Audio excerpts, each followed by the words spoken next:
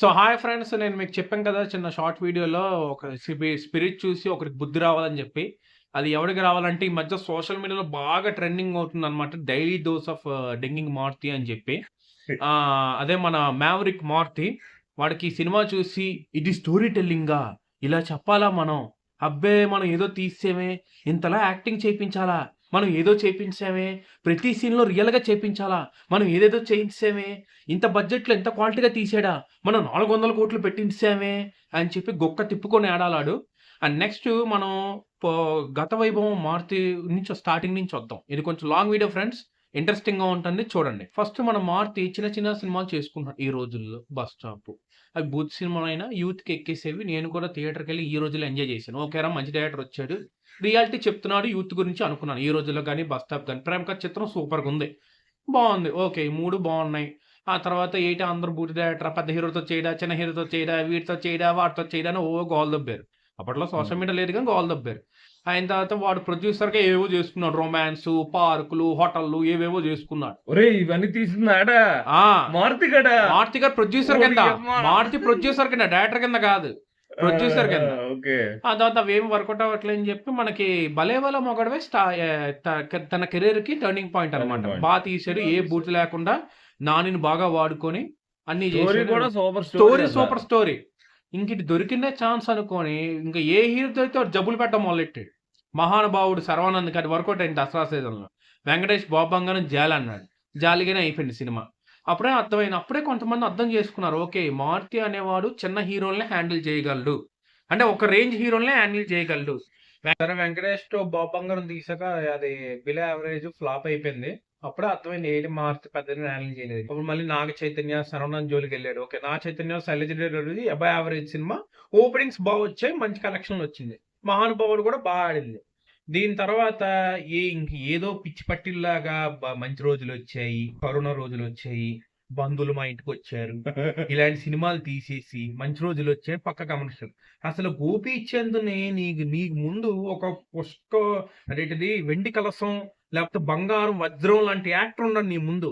అలాంటి తోడుతో నువ్వు కామెడీ చేయించి స్టోరీ సరిగ్గా పెట్టుకోకుండా ఏవేవో చేయించి అద్దదిద్దంగా చేయించి చెడగొట్టావు. సరే ఈ రెండు అయిపోయిన తర్వాత నీకు తంటే బూరుడు గుమ్మంలో పడినట్టు సామెత ఉంటది, పెద్దవాళ్ళు చెప్తూ ఉంటారు. అలాగా మంచితనానికి నిలువెత్తి నిదర్శన రూపమైన ప్రభాస్ రాజు, ఆ రాజు గారు వచ్చి డార్లింగ్ నేను ఇన్ని పాన్ ఇండియా సినిమాలు చేస్తున్నాను, అన్ని యాక్షన్ అయిపోతున్నాయి, మధ్యలో స్టోరీ చేశాను, నాకు పెద్ద రాడ్ ఎట్టాడు ఒకడు, నేను నా ఫ్యాన్స్ నుంచి నేను ఒక బుజ్జిగాడు డార్లింగ్ లాంటి సినిమా ఇద్దాం అనుకుంటున్నాను, నువ్వు ఎలాగో కామెడీ బాగా హ్యాండిల్ చేస్తావు కదా, నీతో సినిమా చేద్దాం అనుకుంటున్నాను, మనం చేద్దాం డార్లింగ్ అన్నాడు మారుతితో. ఏ డైరెక్టర్ అయినా అంటాడు, ఇప్పుడు ఏ డైరెక్టర్ అయినా ఛాన్స్ ఇచ్చాడు, నువ్వు అప్పటికే 2 ఫ్లాపులు తీసావు, 2 కళాఖండాలు తీసావు, నీకు పెద్ద హీరో ఛాన్స్ వచ్చినప్పుడు స్టోరీ కరెక్ట్గా చేసుకోవాలా లేదా, హారర్ కామెడీ అన్నావు, అప్పటికే ప్రభాస్ ఫ్యాన్స్ అనగా తేడా కొచ్చి నీడు మళ్ళీ హారర్ కామెడీ అయితే చేస్తున్నాడు ఏట్రా అని. నేను తీస్తాను రా, నేను మారుతి, నేను ఏదైనా తీస్తాను, నువ్వు తీసి ప్రభాస్ సంకనాకి ఇచ్చేద్దాం అనుకోవడమే నా టార్గెట్. అదే నీ టార్గెట్? అదే నా టార్గెట్. సరే ఇంక ఇప్పుడు మాట్లాడుకుందాం. ఇప్పుడు అందుకే ప్రభాస్ కావాలని సంకనాకి ఇచ్చాను. హిందీ వాళ్ళేంటి తెలుగు కూడా సంక్రాంతి ఇచ్చిగలడు ప్రభాస్ని అని సంక్రాంతి ఇచ్చా. నువ్వు హోమ్ రోడ్ కలిసే కదా ప్లాన్ చేసుకున్నారు ఇదంతా? అవును, ఇద్దరు కలిసే కదా ప్లాన్ చేసుకున్నారా? మీ ఇద్దరి మధ్య రీల్ కూడా ట్రెండింగ్ అవుతుంది. అవును, RRR సినిమాలో రామ్ చరణ్ పక్కుండి ఎన్టీఆర్ పక్కుండి వీడు 2 హిట్లు కొట్టాడని చెప్పి హోమ్ రోడ్ మోహన్ ఆడతారు. అంతే, అలా మీ ఇద్దరు ప్లాన్ చేసుకుని అప్పుడే 2 హిట్లు కొట్టేశాడు. సవారు కలిసి డబ్బులు తీసుకున్నాను రావద్దు కదా. అంత ప్లానింగ్ జరిగింది. 100 కోట్లు ఇచ్చారు బాలీవుడ్ వాళ్ళు, 100 కోట్లు ఇచ్చి ఫ్లాప్ తీయమన్నారు, అందుకే తీసా. సరే నీ చరిత్ర గురించి మాట్లాడతాం ఇప్పుడు. ఇంకా చెప్పు. సరే సినిమా ఫస్ట్ స్టోరీ ఏమొచ్చింది అంటే బజ్జే, నాకు తెలీదు. ఫస్ట్ వచ్చిన ఒక థియేటర్ ఉంటుందంట, థియేటర్ ని ఎవరో కబ్జా చేద్దాం అనుకుంటే సంజయ్ దత్ చచ్చిపోతారంట, ఈ థియేటర్ ని ప్రభాస్ కాపాడతారంట, హారర్ కామెడీ అన్నారు. సరే ఇదేదో బానే ఉందిలే, పర్లేదులే, మన ప్రభాస్ అన్న ఒక బుజ్జిగాడు డార్లింగ్ లా వస్తే చాలు అని అనుకున్నాను. తర్వాత అది ఎటో వెళ్ళిపోయి ఫస్ట్ పాస్ట్ దింపారు. ఎలా దింపారంటే లుంగి కట్టుకొని January 15, 2024 లో దింపారు. నేను రీసెర్చ్ చేసాను అంతా, ఈ గుణపొంగడి హిస్టరీ. January 15 లుంగి ఐడియా కూడా నాదే, నేను మా ఇంట్లో కట్టుకునే లుంగి. సో ఆ లుంగి ఒకసారి కట్టుకొని సెట్కి వస్తే ప్రభాస్ అన్న చూశాడు, చూసి అన్న నీ లుంగి బాగుంది అని అడిగాడు. అలా కనకపోయినా నేనే అడిగాడని చెప్తాను, ఏముంది పిచ్చి ఫ్యాన్స్ ఏదైనా చూస్తారు నా సినిమా. మాట్లాడదాం. జనవరి 15, 2024 నువ్వు లుక్కే రిలీజ్ చేసావు. చేసి ఏం బిల్డప్ దబ్బావు? నీకు ప్రతి నెల ప్రతి అప్డేట్ ఇచ్చేస్తాను, ఇది ఒక సూపర్ గా ఉంటుంది. ఫస్ట్ లుక్ దింపావు, ప్రతి నెల మీకు అప్డేట్ ఇస్తాను అన్నావు. ఓకే, బానే ఉంది. తర్వాత మొత్తం అప్డేట్ లేదు. చిన్న చిన్న ఫంక్షన్కి వెళ్ళావు. వెళ్ళిన తర్వాత అందరూ రాజా సాబ్ రాజా సాబ్ రాజా సాబ్ రాజా సాబ్ రాజా సాబ్ అని అరిస్తే వస్తది వస్తది వస్తది వస్తది. నన్ను ఓపిక తీయనివ్వండి. నువ్వు అబద్ధం చెప్తున్నావు రే. అసలు రాజాసాబ్ మీద ఎక్స్పెక్టేషన్ లేదు ఎవరికి. అందరూ సలార్ అని నడిచేవారు. సలార్ అని తర్వాత లేకపోతే ఇదేంటిది కొత్త సినిమా సందీప్ రెడ్డి వంగది స్పిరిట్ అని నడిచేవారు. రాజాసాబ్ అంటే ఇప్పుడు పవన్ కళ్యాణ్ అదేంటిది దేన్ని పక్కన పెట్టేసినట్టు సేమ్ ఓజీ అని అనిపిస్తేవాళ్ళు చూడు. లేదు అరిచారు, ఇది రాజాసాబ్ అప్డేట్ అని అరిచారు. అరిచిన తర్వాత నేను నాదే సినిమా నేను ఒప్పుకుంటాను. అరిచారు. అరిచిన తర్వాత నువ్వు వస్తది తర్వాత నీకు మీడియా వాళ్ళు కూడా నీ క్వశ్చన్లు అడిగితే నువ్వేం చెప్పావు? నన్ను కంగారు పట్టినివ్వకండి. ఇంకోటి నీ ఇంటర్వ్యూస్ చూడాలి మర్చిపోద్దు అందరికి. నువ్వేటన్నావు? సార్ నాకు కోపం రావాలి సార్, నాకు కోపం వస్తే మంచి సినిమా తీస్తాను సార్, నాకు ఎవరైనా తిడితే నచ్చుతారు సార్, ఎవరు తిట్టకపోతే నేను లేజీ అయిపోతాను సార్. ఎందుకురా నీకు అర్థమైన మాటలన్నీ? అదే నేను ఇంకోటి కూడా చెప్పాను రా, ప్రభాసానికి 3 గుంటలు సెట్ చేశాను. ఇంకోటి వస్తాను, ఇంకా మెల్లిగుంది. ఫస్ట్ నీ ఇంటర్వ్యూస్ అవని 3 గుంటలు సెట్ చేశాను నేనే. తర్వాత ఇప్పుడు ఓ డైరెక్టర్ నువ్వు ఎలా కట్ చెప్పుకుంటావు? సార్ ఒక నానమ్మ ఉంటుంది సార్, తాతయ్య చనిపోతుంది సార్, పెద్ద ఆస్తి సార్, ఫ్లాష్ బ్యాక్ లో నానమ్మ పెద్ద యువరాణి సార్, కానీ తాతయ్య అనేవాడు ముస్తుంది సార్ ఫస్ట్, ఆ తర్వాత రాత అవుతారు సార్, శుద్ధ మంత్రాలు చేస్తారు సార్, తాతయ్య చనిపోతారు సార్, తాతయ్యకి ఆస్తి మీద కోరిక ఉంటుంది సార్, ఆస్తిని ఇంకా దక్కించుకోవాలనుకుంటే నానమ్మ చనిపోతే మళ్ళీ పుడతారని చెప్పి శుద్ధ తాంత్రికులు అన్ని ప్రయత్నిస్తారు సార్, మీరు కాపాడతారు సార్. మధ్య కామెడీ ట్రాక్ అంటే ఎలా ఉంది చెప్తుంటే నీకు ఎలా అనిపించింది? ఓకే బానే ఉంది, మన ఫ్యాన్స్ ఎంజాయ్ చేస్తారు, మంచి కామెడీ సీన్ లో అన్ని పెడతా అనుకుంటావా? అసలు రాటు ఉంటదయ్యా. అసలు హీరో ఎంట్రన్స్ ఎలా ఉండాలి? ఒక బిల్డప్ ఇచ్చో, ఒక నార్మల్ బిల్డప్ ఇచ్చి తర్వాత నువ్వు సాంగ్ పెట్టాలా? ఏం లేదు, మొహానికి నాప్కిన్ ఏదో కట్టించుకొని మాస్క్ వేసుకొని కాలు ఇలా ఊపేసి సాంగ్ అంట. ఎందుకు అనుకున్నావు? ఎందుకు? నాకు అక్కడ ప్రభాస్ డేట్లు దొరకలేదు. సో డూబుని పెట్టి మేనేజ్ చేశాను కాబట్టి అలా మాస్క్ టైప్ నేను ప్లాన్ చేశాను. అరే ఇంకోట్రా, నీ ఎవరు డప్పాడు కొట్టక్కలని చెప్పి సామెట మేము ట్రెండింగ్ అవుద్ది అలీగారు చెప్పినట్టు. నేను ఒక ప్రోమో చూసాను రా నీ బర్త్డే అప్పుడు. To the man who have entertainment is blood. ఏంటి అందరు నీ బ్లడ్ లో తప్ప మా బ్లడ్ లో లేదు ఎంటర్టైన్మెంట్? లేదురా, లేదు మేము మా బ్లడ్ లో లేదంటావు. అసలు ఆడియన్స్ ఎవరి బ్లడ్ లో లేదు, అందుకే నా రాజాసాబ్ ఫ్లాప్ చేసారు.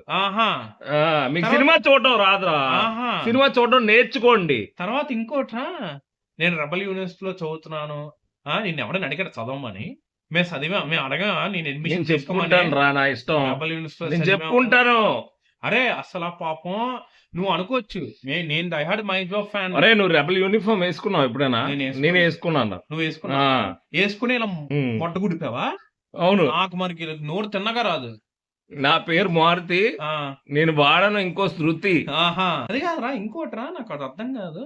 ఇప్పుడు ఏ డైరెక్టర్ అయినా హీరో కట్ చెప్తే కొన్ని చేంజెస్ చెప్తాడు. హీరోయే నీ చేత కథ రాయించినట్టు బిల్డప్ ఇస్తావేంట్రా? నేను చేంజెస్ చేసేస్తాను, హీరోకి ఒక కథ చెప్తాను, తర్వాత ఇంకొక కథ వేస్తాను, చూపించేది ఇంకోటి, మొత్తం గ్రాఫిక్స్ చేసి ప్రభాస్ ఫేస్ మార్క్ చేసేస్తాను. ఇప్పుడు గ్రేకాంధ్ర మూర్తి గారి ఇంటర్వ్యూ నేను చూశాను నీతో. నువ్వు ఏమన్నావు?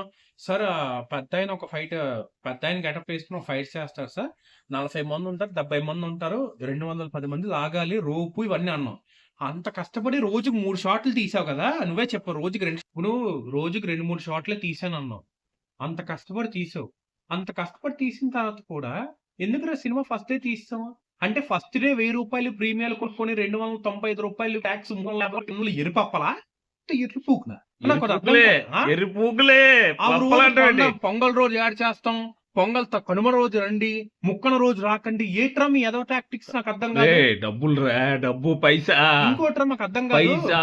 ఇప్పుడు నువ్వు ఏ హీరోతో సినిమా తీస్తున్నావు? నేను ఎవడు పడతాడుతో తీస్తా. ప్రభాస్ తో తీస్తున్నప్పుడు నీకు హైక్స్ అవసరమా? అవసరమే. తెలంగాణ అసలు నిజంగా నిన్ను కాదురా, పీపుల్ మీడియా ఫ్యాక్టరీ అని అనాలి. సినిమా అంతా సర్వర్ డౌన్ అవ్వలేదు. నీకు వద్దా డబ్బులు? ఏది? నీకు డబ్బులు వద్దా? నాకు డబ్బులు కావాలి. డబ్బులు కావాలి. నీకు డబ్బులు కావాలా? అందుకే ప్రభాస్ తో పెట్టి హైక్ పెట్టి 2000 పెడతా నెక్స్ట్ సినిమా. 2000 పెట్టి ఓ పని చేయి, షో 10 గంటలకి అయితే అర్ధరాత్రి 12 గంటల టికెట్లు రిలీజ్ చేయి. నెక్స్ట్ సినిమా కూడా పార్ట్ 2 తీ. అలా ముగ్గురు కదా 5 పెట్టారని చెప్పు, 5 దెయ్యాలను పెట్టు. రా అసలు హారర్ కామెడీలో హారర్ ఉండారా? వెళ్ళి లాఘవ రాజేష్ గారి దగ్గర కోచింగ్ తీసుకో. 5 పెట్టలు పెడతాను నెక్స్ట్ సినిమాలో. 5 పెట్టలను పెడతావా? ఆ సాంగ్స్ ఏంట్రా నీకు? తెలుగులో ఏ సాంగ్ దొరకలేదా? హిందీ వాళ్ళ సంఖ్య ఎందుకురా నీకు? నీకు హిందీలో ఎవడో నీ మొహం గుర్తుపడతాడా? ఓ రే నాచే నాచే నీకు ఎందుకు రాలంటివన్నీ? అలాగే తెలుగులో మంచి మన ప్రభాస్ సాంగ్ లో రీమిక్స్ ఉన్నాయి, అవి చేసుకోవచ్చు కదా. ఓకే. ఇంకోటి ఏంటంటే, ఇంకోటిరా చెప్పడం మర్చిపోయాను, ఇది హైలైట్ టాపిక్. ఇంటర్వ్యూ వస్తాడు, వచ్చి సార్ మీకు ఈ స్టోరీ ఎలా పుట్టిందంటే, కట్ చెప్పానండి, ప్రభాస్ నాతో ఏ సీన్ లైట్ రాపించుకుని ఆ సీన్లే ఉన్నాయా? నీతో ఏ సీన్లు రాపించుకుని ఆ సీన్లు ఉన్నాయా? ఇంకోటి, ఇద్దరు వద్దు డార్లింగ్, ముగ్గురు పెడదాం అంటే ప్రభాస్ అని ఏ చెప్తే చేస్తా. ప్రభాస్ అని చెప్పలేదు నీకు డైరెక్షన్ బాగా చేయమని, అది ఎందుకు బాగా చేయలేదు మరి? ప్రభాస్ అని చెప్పుంటారా నాకు రాదు కదా, నాకు రాదురా డైరెక్షన్, నాకు డైరెక్షన్ రాదు. ఇంకోటి కామెడీ సీన్ లో అసలు సచ్చి ఎలాంటి కామెడియన్ రా? మనకి బ్రహ్మానందం తర్వాత ఆ ప్లేస్ కోసం గట్టిగా ట్రై చేస్తున్న కమెడియన్ సత్య గాని వెల్లెన్ కృష్ణ గాని. సత్యాన్ని పెట్టి ఆ మోహన్కి ఏదో ముడతల్లా మేకప్ వేసి ప్యూన్ గెటప్ వేసి, ఏంట్రా పళ్ళు పెడతాను, పళ్ళు పెట్టాను, పళ్ళు పెట్టి ఏంటి నువ్వేం చేయాలనుకుంటా? హారర్ అన్నవరా? ఒక్క సీన్ అయినా హమ్మ హమ్మ అని ఏమైనా అనిపించిందిరా? లాగా రాల్సి కదా ట్రైనింగ్ తీసుకోరా. నిజంగా హారర్ వణికించేస్తారు అందరు. ప్రభాస్ అన్నతో అమ్మ అమ్మ అనిపించాను రా.